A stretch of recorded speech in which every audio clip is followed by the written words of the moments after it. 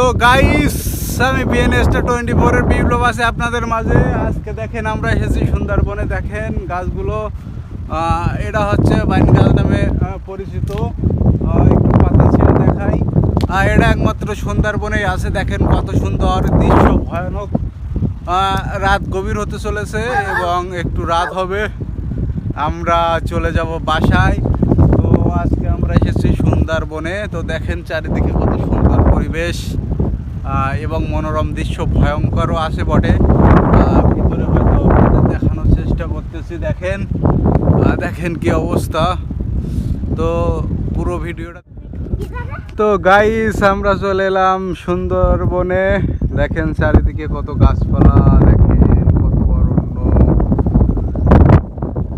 আমরা সবচেয়ে ওপরে আছি, এই যে পাশে নদী এবং এই যে সুন্দরবন।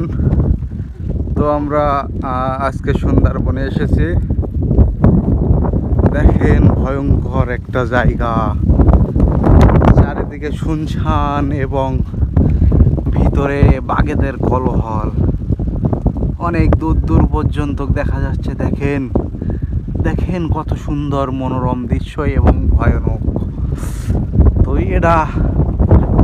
এটা হচ্ছে নদী এবং এই নদীর পাড়ে সুন্দরবন অবস্থিত। হয়তো নদীর নামটা আমি জানি না, কিন্তু দেখেন সুন্দরবন। এই সুন্দরবনে হয়তো আছে বাঘ এবং আছে নানান কিছু। তো দর্শক, আজকে একটু গভীর হয়ে যাচ্ছে রাত। দেখেন ভিতরে পুরোই অন্ধকার। আর একটু যদি বেলা থাকতো তাহলে ভিতরে ঢুকিয়ে দেখানো যেত। তো দেখেন চারিদিকে অন্ধকার, এই যে নদী এবং এই হচ্ছে বন। আমি BN-24 এর পক্ষ থেকে বিপ্লব আছি। আজকে ঘুরতে এসেছি সুন্দরবনে।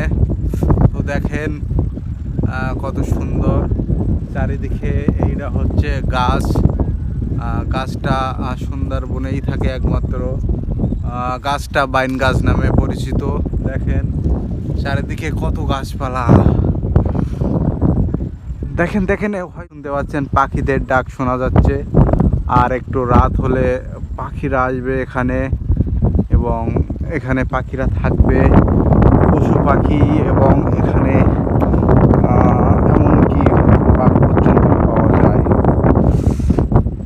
তো গাইস, এখানে আর বেশি সময় নয়, আমরা চলে যাব এবার অন্যদিকে। কারণ বেশি সময় যদি থাকি তাহলে বাঘে অ্যাটাক করতে পারে।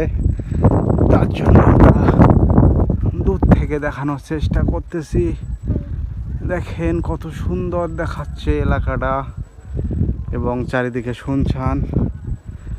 তো 3 মিনিটের একটা ভিডিও আপলোড করে দিলাম, দেখা যাবে এই ভিডিওটা কত দূর পর্যন্ত পৌঁছায়। তো দেখেন চারিদিকে কত সুন্দর পরিবেশ, মনোরম দৃশ্য। তো ভালো থাকবেন, সুস্থ থাকবেন এবং আমার জন্য শুভকামনা করবেন। ধন্যবাদ।